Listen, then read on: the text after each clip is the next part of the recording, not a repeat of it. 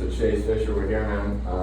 Amped to have you out here. Thank you for coming out today. Oh man, fired up. It's about time. Yeah, and so with this interview, helping people find their direction, where I want to start is kind of get an idea of how you grew up. I know you grew up in Santa Barbara, grew up in the surf community, and things like that. And I'm curious if when you grew up, were there any major, like, defining moments, staples, like things you remember that were maybe early foreshadowing moments to tell that you would one day be like working in the action sports industry? Absolutely. So my biggest thing would probably be when I was a child was learning how to surf. So when I learned how to surf, like, and I caught my first wave, like, I knew it was like that was going to be the compass to my life somehow, some way. How old were you with that? I was 7, Okay. and to be honest, I did not want to go. I was scared. I was like crying. I was just like did not want to go to surf camp, and my grandpa just like dragged me out of bed and said, "You and your sister are going. Like, you're going to deal with it." And so that was like the best thing. That was the best gift that anyone's ever given me. Crazy. And so when you started surfing, was it like day one you knew that was going to be something? Yeah, I mean, when I caught my first wave, like, I remember it clear as day, like how much that was going to impact my life. I loved it. I was hooked. It was one of those things where I just wanted to start surfing. Everything I was doing was revolved around surfing, and so that kind of just parlayed into competitive surfing through junior high, and going to a lot of competitions when I was young. And so I was around a lot of athletes, a lot of brands, a lot of exciting stuff at a young age, and that just really just rubbed off on me. So, and when you were going through like surf competitions, things like that, would you say that, like, was your dream like, I'm gonna be a professional surfer, I'm gonna do this, or was it ever in the back of your head like, let me just start meeting people because maybe one day I'll put them all together Yeah. and do some sort of So it was a little bit of both. Like, my first thing was like, obviously I want to be a pro surfer. Like, as a kid, when you're going to a competitive contest, you're like, I just want to be a pro surfer. That's the dream. And you were around a lot of those guys, and so it was like they had a life, you know, and it was super like inspiring for me. And then I realized I was nowhere near good enough to go pro, and so I was trying to find ways to be active in the industry without having to like A, drop out of school, or B, like devote my entire life to something that I might not be able to do. And so I just started building networks with brands, and I started kind of reaching out to companies to get sponsored and provide value in ways that was not necessarily seen by like the grade A surfer that was going pro. Right. It was based off of like skill, and I didn't have the skill. So I was like, I love your brand, I'm not going to be pro, but I could be a really good brand ambassador for you. And so I was able to kind of carve a niche for myself and really provide value in ways that really wasn't seen. And when you say you were a brand ambassador, is it like you were repping their stuff, or you were like working for their company, or what exactly? So I learned how to self-market myself, and what I would do is I would reach out to companies and I would say, hey, my name's Chase. These are my contests that I'm competing in. Here's where I go to school. Here's my network of friends. Here's what I can do. And so that was during the time of like MySpace. MySpace was really big back then. And what I would do is I would wear their products religiously. I would post stickers all over my cars. I would tag street signs on stickers. I would, pass out the products to all my friends, and like I would just really just promote and be like a positive brand ambassador to them on a very grassroots level. And so that was something that I really loved, and I had a lot of fun with it, and I was seeing really good success. And brands were taking chances on me, and I was returning the favor. And they were paying you? Some of them were paying me. Some of them were just doing it as if they were just like flowing me free product. But yeah, I mean, up until I was in college, I was making a couple $100 a month from a sandal company, and I was like, awesome, like, and it was cool. So it was fun. That's cool. And so as you got up to college, was it mainly this kind of stuff you were doing, or did you ever like work for a company? Well, it's funny because like since I would get so much free stuff, right? I would go to these contests and get these free stickers and all these free hats. Like I started getting so many stickers, I would literally have thousands of stickers. And so the first business I actually started, I would take all the stickers I got from contests, and I bought this little photo book from Rite Aid. And I would take the stickers, I would put them in the photo book, and then I would take them to class and I would sell them to students in my class. So that was when I was like 14, 15, and I was making like $10 a day. So I guess you can say that was my first kind of entrepreneur, that was my first crack entrepreneurship. And then realized like that wasn't really a sustainable business like long term. So I did the traditional like retail. I worked at a surf shop from there. I was a busser at a restaurant. And then when I was in college, I was a surf instructor. And when I graduated, I had a gig with Monster, and I was doing a sports marketing tour. So really kind of follow that same traditional path, Right. or not traditional, but kind of like in the realms of stepping stones from what I was already doing. Yeah. Okay. And so then, as you go into college, you said when you graduated, you had something with Monster set up. Yeah. So that was a temporary gig. That was only like a 3.5 month job. They were launching a huge sports marketing tour around the country, and they were launching this new like mobile app. Yeah. And so I was able to kind of go on the road with them for 3.5 months and just kind of network and kind of go to different spots and surf, skate, snow, motocross, all around the U.S. And it was like really cool. I got to go to places I've never been to, and make some really good connections and just learn a lot about the ins and outs of the industry. As I knew a lot about surf and skate, but I didn't know much about moto and kind of sort of other you know other sectors, and especially in places I've never been, you know. So that was really cool. Yeah. And was that, so you graduated, and then that was the 3.5 months after graduation? Yeah, so that was right after I graduated. I mean, that was literally like 2 weeks after I graduated. I was on the road, and that was just for one summer. And so after that summer, when it was over, the whole idea of Blenders started before then. And so, and no, it was actually it was the year after I graduated. Actually, no, I'm losing track now. It's hard to think, but yeah, it was like a year after I graduated is when I had the idea, and then the idea came when I was just finishing school, and then we went on the road. And then when I came back, I was like, dude, I gotta do this. And so I'm curious, like when you, because I think something a lot of people face, and so I'm graduating in May, and something I'm also facing is that question. It's like, oh, what are you going to do after school? It's like a pretty gnarly question. Like, up until I was about to graduate, I was always like, oh, like people ask that question, it's like whatever, it doesn't really impact me that much. But now that I'm going through it, it's kind of like, holy shit, like there's like this weird stigma around it. Right. And so I'm curious, like when you were, let's say, 6 months before you started graduating, like what was sort of going through your head, and how did you deal with that? I mean, that's the question everyone talks with, right? Like, yeah. You don't really think about it. Like, you're just like, I just want to finish school, and then you're like, oh shit, I finished school. Like, where do I go from here? You know? Then you're hit with like reality. Yeah. So I think for me, like, up until that time, I knew I loved like sports marketing. I wanted to do something around that, and the show Entourage really inspired me. So I wanted to be like the Ari Gold, but I realized like all of that was up in LA, and so I just was like, I don't want to move to LA because it's LA. I'm never gonna be able to surf. I'm just gonna get caught in the rat race. Like, I love San Diego so much. I built a good network of friends down here. Like, I have a good base. Like, I want to find something that I can really sink my teeth into down here. Right. And so I think you just have to you have to get hit with that reality check a little bit. You know what I mean? And I think before you graduate school or you finish, like, no one has it figured out, and you shouldn't have it figured out. You're 20 years old. You're 21 years old. So like, I think there's so much pressure in that sense, and I think the way that they set it up is for you to just kind of like, you finish and then you have to figure it out, you know? Unless you really unless you really know what you're gonna do, you're dedicated to making sure that's gonna happen. But that's not everyone that's in school, you know? Like, your passions change, your majors change. Like, I wanted to do things that I'm not doing anymore, you know? And it's like, so it's like, I think being at a young age, like, you shouldn't have it figured out. I think you should kind of know what you like and don't like, and you just learn a lot about yourself, which is probably the biggest thing. Right. And so when I finished school, like, I was going out in a suit and tie trying to find jobs, and I was like, dude, this fucking sucks. And you were trying to find it in sports marketing.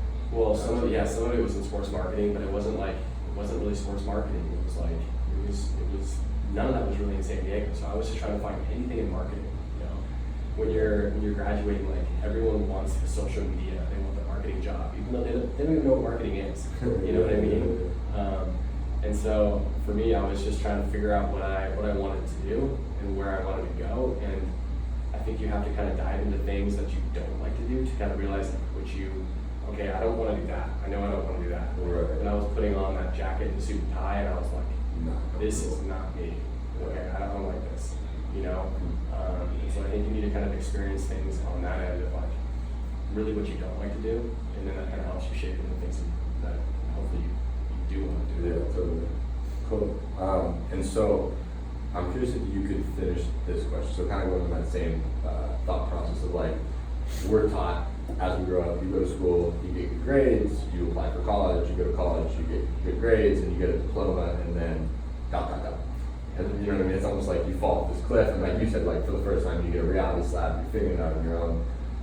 I'm curious, like, how would you finish that sentence? I mean, to be honest, like, yeah, the way they breed you to kind of do exactly what you said, like, Literally breathe. is not the system that I think today's day and age needs, you know, and I think they set you up for failure in that sense. And they kind of teach you that this role of entitlement, that you're gonna go to school, you're gonna get this degree, and you're gonna walk out of school and you're gonna get a $100,000 job. And you're gonna walk into that job and you're gonna get paid that amount. Like, that is the complete false, that is the wrong style of parenting through the traditional institutions and how they tell you that that's going to work, and so they set you up to think like, okay, great, that's going to happen. But in reality, it's not. Like, everything that you want to do in life, you have to work for it. And just because you finish school, that's great. That shows that you can finish something, but it doesn't show your capabilities of how you're going to be in the workforce, how you're going to work with other people, how you're going to build a career, how you're going to personally develop in that career. And I think that just comes from a lot of like, I mean, old school style of learning, you know, or teaching.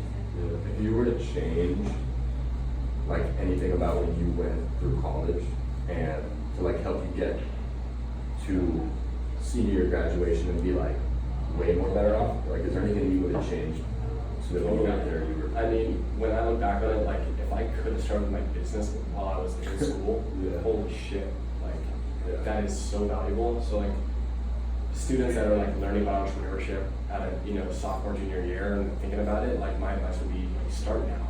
Start while you're still in school. Yeah. Because the relationships you have in school, the network of friends you have, the resources you have available, like is 100 times more than you're gonna have when you're outside.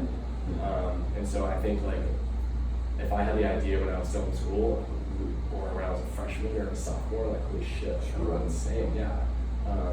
So I wish, I would have started it back then. But overall, school was great. Like, it was fun. San Diego State's good stuff. I go to school, so I can play. And what's your thought on like your outlook on failure? It's like obviously, let's say you're freshman, sophomore, you're trying to start a business, like you're gonna inevitably run into failure. How do you on day one? You know, and I think like when you're young and you're overly confident, like you seem like, or you feel like you're immune to failure, especially when you have this idea and you're like, yeah, we're gonna crush it, and then boom, you fall on your face the first day. Like that's the reality check, at least for me, that I had, because I started Blenders and I was like overly confident, thinking I'm gonna knock it out of the park on day one, I'm gonna hit a home run, and then thinking I'm gonna sell 300 pairs of glasses on my first day, and you sell 10, and you're like, holy shit, like this is gonna be a dirt road. You know what I mean? So I think failure is your greatest lesson. I think failure is part of the journey. I think everyone needs to embrace failure. Handle your highs as much as you can handle your lows. Learn from it, because you won't learn anything by not failing. You know what I mean? And I think that's where the greatest, that's where the best learning, like character traits are.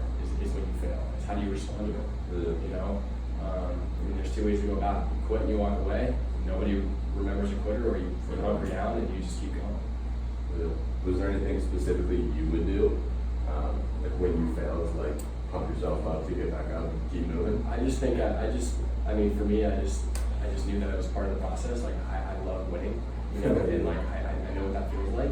And so just knowing that like the more you fail, like the more it makes you want to win.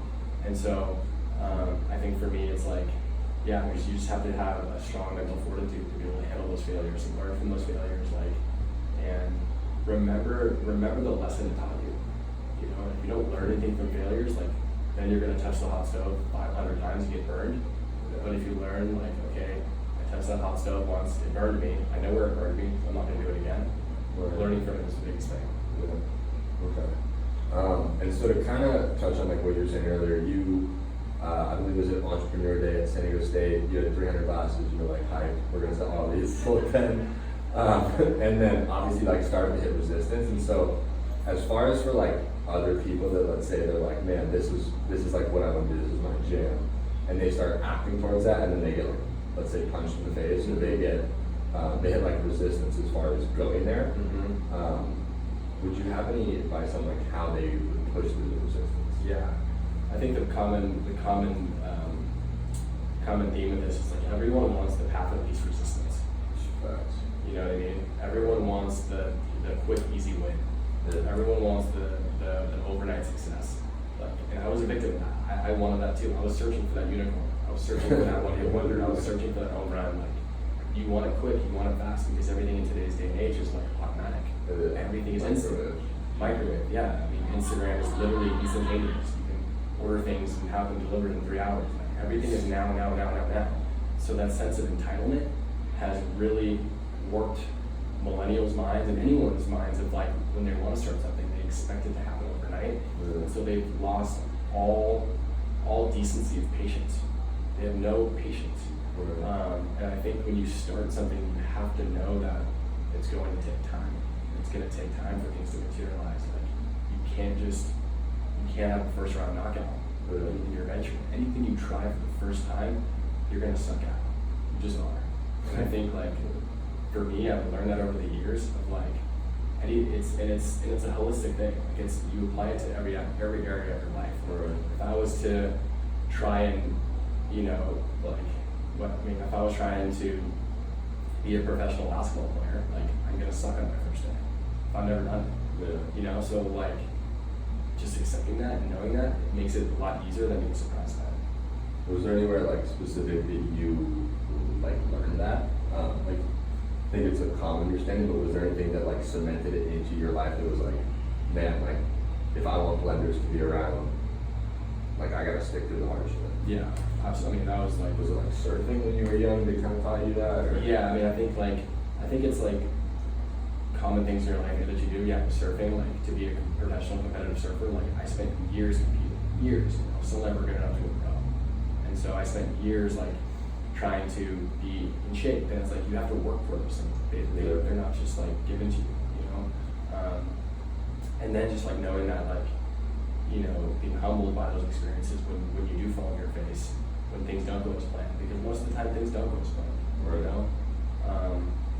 are the times where you are slapped in the face, you have a reality check, and you're like, okay, I sold 10 pairs on my first day, I was expecting to sell 300, holy shit, like, this is going to be difficult, this is going to be hard, but if I want this to work, I know I got to put everything I got into it, and it's going to be earned, it's not going to be given. Right. Were there any moments where like you, like one of the sayings that is like my favorite thing in the world is successful people do is uncomfortable until it becomes comfortable, and that's why they're successful. And I'm sure as you went through the journey with Blenders, there were moments where you had to push yourself to get a little bit uncomfortable. For sure. Like how did you push yourself over the barrier to like be like, fuck it, I'm taking over the comfortability? Yeah. I mean, you have to be willing to accept that, and I think that comes with like knowing that you care about it so much and that you're passionate about it. So there has to be a level of like, you have to have some sense of passion for what you're doing. Yeah. And I think that passion is what keeps you hanging on and keeps you looking for it, because if you're passionate about it, you're gonna care about it a lot more. And you're gonna do whatever you want, whatever you can to get through those times. Yeah. And so I would focus on, instead of looking at the big picture of like, okay, this is gonna take 10 years, you just scale it back. You scale it back, and you just focus on one day at a time. And you focus on winning that day. Win the day. Okay, I'm just gonna get through today. You get through tomorrow. You get through the next day, and you wake up and you just focus on that. Just win the day. That's it. If I can just go through the day where I won the day, I learned something, I tried something new, I moved myself forward. Those small wins are what push you forward. But if you're always trying to like look at the big picture and jam everything into the overall picture, when you forget your sense of like your current state of mind, that's where people get lost. So like focus on crushing the day, doing whatever you can to move yourself forward, even if it's like 3 to 5 things. Like that's what I like.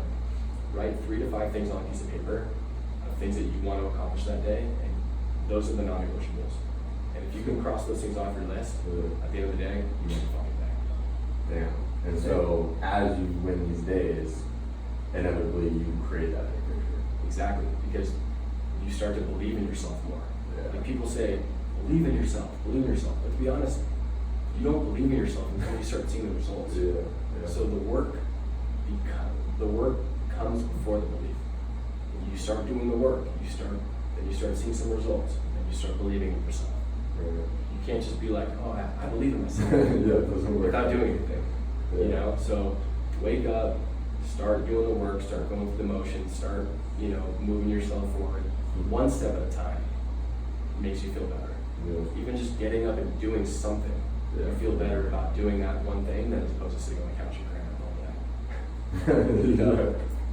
That's crazy. Yeah, that's crazy. Cool. So let's say like the passion comes push you through, right? But let's say you don't know what that is that you're super passionate about. Like, what advice would you have for people on finding like what it is that they want to be passionate about? Right?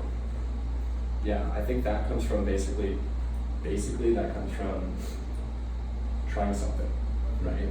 Most people are afraid to even try something, Yeah. and they get caught up in overthinking about it. Like they're just like, oh, I wonder if this one's gonna work or this one's gonna work. Like they start psyching themselves out to where they just go on with their lives and they don't even actually try it. Right. Try something. If you don't know what it is, figure it out. Like get off the couch, just do it. Do anything.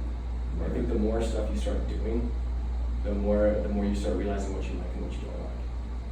And I think there's a sense of inner voice too, your gut. Yeah. Follow your gut. Everyone has that inner voice of like something they've always wanted to do but they've never done it, or something that they've cared about that they've maybe wanted to give a shot but they haven't done. You know, there's something inside you that speaks to you that I feel could be your demon, but also could be your like that's your voice that you need to follow. You know. So yeah, getting off the couch, trying something, whatever it is. Yeah. Realizing, okay, I didn't actually like that, or I don't, you know what I mean? Just trying something. What do you think like stops people from taking action? Because I go to San Diego State, right, and I see all these people and have friends, and obviously I've been a victim of it as well, where it's like people have these ideas, they want to do these things, but ultimately they just talk about it. It's the worst. Yeah, and I'm curious, like, why do you think people talk about it and don't really take action? Like I said, I think people overthink it. I think people are like really scared of failure. I think failure is everyone's biggest critic. Yeah. And I think what they have to understand is it's a bruise, it's not a scar, you know? And it's gonna make you stronger and you're gonna learn from it. And then, yeah, I think just avoiding discomfort. People want the path of least resistance. People expect that these days. And people, they're groomed to think things come easy, and that's what society's become. And so I think it's really kind of jeopardized a lot of people from actually going out and doing things. Right. And so, Because it's not going to be comfortable. yeah, it's not. And understanding but that's okay, because success is messy. It's not a paved road. It's a dirt path. Like it is, and you gotta understand that. You gotta be willing to accept that and understand that that's part of the process. Every legitimate entrepreneur, every legitimate successful person has gone through that. You know? Yeah, for sure. And would you say, like, how would you say you balance? Because obviously, like, you need to be uncomfortable to an extent to grow. Like, that's how you grow. Push yourself out of your comfort zone. But at the same time, how would you say you balance pushing yourself to be uncomfortable, but then also enjoying the process? Because you're just uncomfortable the whole time. You're not enjoying it. Like, that sucks. Yeah. I think, you gotta take risks, right? You gotta take chances. And most people stop at the first sign of like, oh, I'm scared. You know, when you have to jump off that first cliff, most people won't do it. And so I think you have to take very small baby steps, and then you have to learn from those steps, maybe then take another step further, and then if you fall on your face, learn why you fall on your face, and don't do that again. Yeah, it's such a learning process, you know, and the best way to learn is by doing. Right. You're not going to learn by people telling you about it. You're not going to learn by people taking a class on it. No one can teach you this. You've got to fall on your face to learn this for yourself. Yeah. And that's why I think entrepreneurship is the hardest thing to teach. Because you can't. Most of the people that teach it have never done it. Yeah. And so it's a tough thing to do. But I think for me and for what's worked for me is I've learned by just going through the process, going through the motions. Yeah. You know. Yeah, I think it's interesting how you say doing, like taking action, because like a recent kind of like a life-changing event that I had was my entire life I grew up in action sports, skating, snowboarding, never learned how to surf, unfortunately. I'll teach you. Tried once or twice, yeah, but hopefully get there one day. And so my dream was action sports. I knew I wanted to eventually own a company in that space one day. And so I met a handful of people that led to getting an internship at Vans, which was like one of the largest action sports companies in the world. And I had this super interesting perspective one day where I was like, man, if my wildest dream came true and I started a company in action sports and it was uber successful, it would be Vans, like a $3.5 billion company. And I kind of got to look at it this way where it was like, would I be stoked to wake up and be like, man, I own this every single day? And it was this weird perspective shift of where I was like, no, I would rather want to help people. Because I had the opportunity to work with people before and have them be like, hey, you changed my life. And obviously you get that work as well through doing other things, but for me it was such a moment of clarity because I took the steps to go work at Vans. Right. Versus before when I went to Vans, it was like, all right, I'm gonna go to Vans and I'm either gonna be willing to work in the space for 3 to 5 years and then start my own thing, or I'm gonna realize I don't like working for people and I'm gonna start my thing right away. Right. And then once I got into it, it was like a thought came in that I didn't realize. So I think as people go out there and assess like I can do this, but I'm probably gonna feel this way and I'm gonna do that, but that might make me think this. It's like you have no idea what the hell you're gonna experience when you're there. So you gotta just take that first step and push it. Right. Yeah, but to backtrack a little bit, so when you started Blenders, right, you had this moment, you were in the club, had these green shades, it was like people loved your shades, and you got the idea for Blenders. And so I'm curious, like if you sold stickers in high school and then you worked for other companies throughout leading up to Blenders, like what was it about Blenders that made, like, don't quit, right, if you want to be successful, but it was like, what made it so that Blenders was that thing that you were like, this is the one that I'm gonna commit to? Definitely. I think just the nature of the product is so natural to San Diego, first and foremost, like how we started. Like, you need a good pair of shades in San Diego. And go get some Blenders. Yeah, for sure. And like I think just like there was a need in the market for it because at that time there wasn't a brand that was positioned in our price point that was like direct to consumer, that was cool, like that was really reflected our kind of our lifestyle that we lived, flashy, fun, vibrant, and was affordable. Sunglasses are so damn expensive these days that like it's just insane. And so the eyewear market was really stale, and sunglasses are such a statement of cool. It's such a cool product. It's like the first thing you see when you like introduce yourself to somebody. So all those things combined really made me think that like this was my best shot.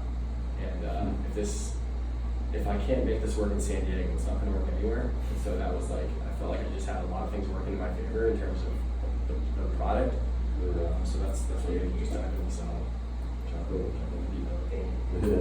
And so as you went throughout that process, what would you say like the power of association played in you getting to where you are today as a successful? In terms of like just helping you like push through the rough stuff and like keep going and stuff like that. Yeah, I think I knew too from like my early days and like going to a lot of the brands and seeing their offices and the trade shows and seeing the big exhibits that they would have. Like I think I knew like okay, I knew what the end result could be if I worked hard enough. Like I knew one day Blenders could be a powerhouse brand, and I knew what a powerhouse brand looked like because I've seen it. Right. But I've never operated behind it. I knew as an athlete, like I knew the front end of it, right? I knew like the finished product. I didn't know like the behind the scenes, like piecing it all together. So I'm a visual learner, so I was able to like visualize. Okay, this could be a powerhouse brand. I have an idea of what I want it to look like. I have no fucking clue how I'm gonna get there. But I know that I'm just going to hunker down and go through the motions and do the work, and the process will start to the path will start to reveal itself. And so I think, like I said, I think it's going back to square one. I think it's just winning the day and focusing on winning the day as opposed to trying to like paint this huge, giant picture and have it all pretty and nice and have this beautiful written plan because nothing goes as planned, especially in this space. Every day, we're a new business every day. We're evolving every day. We're changing every day. Marketing strategies change. There's just so many variables that get thrown in the mix. Like the old days of like creating a business plan, like just throw it up and piss on it. Yeah. Huh. And so what advice would you have for like, let's say there's other people out there, whether they're an entrepreneur or they're pursuing something else that they're passionate about, maybe isn't running their own business. What would you say would be like a way for them to level up their association? Because like you grew up in surfing, so you had all these brands where you're able to like see what you wanted to create. But if someone maybe doesn't really have that, what would you say are like ways you could maybe get around that? Like I think just like trying new things, you know, I think taking chances, taking risks, getting up and just being open to new experiences. And I think that's the greatest gift that can give you clarity or give you direction in your life is really just trying new things and not being afraid of that. Right.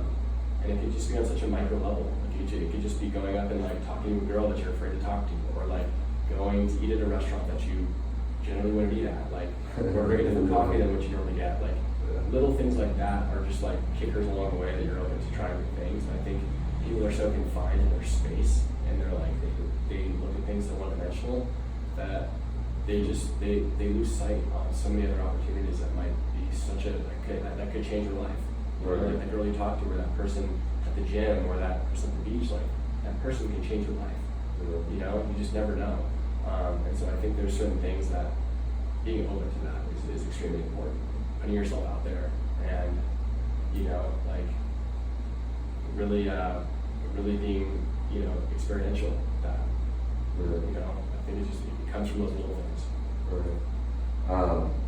Do you have any tips on how, let's say someone's out there and they're like, all right, I'm gonna start meeting more random people? Because like truly, you never know who can change your life. Right.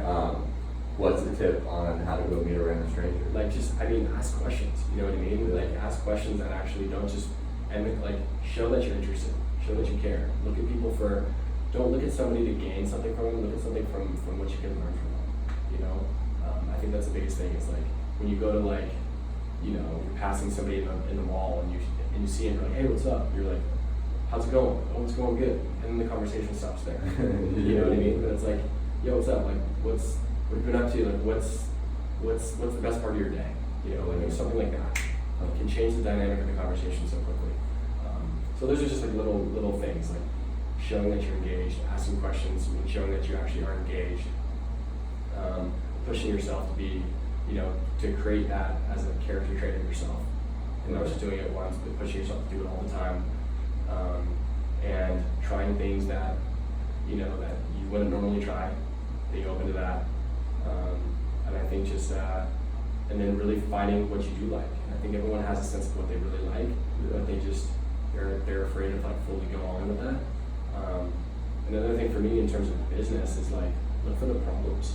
Like which problems are you facing on a daily basis? Like when you put your shoes on, like do your laces like get tied up in knots that you're like, dude, my laces keep doing it. Like what problems are you experiencing on a daily basis that you might be able to potentially solve one day? Right. I think the greatest businesses come from that, from which problem you're solving. Like Blenders, we're not saving lives every year, but we're solving the problem of being cool. People like to be cool. We create cool products. We also are solving the problem of overpriced eyewear.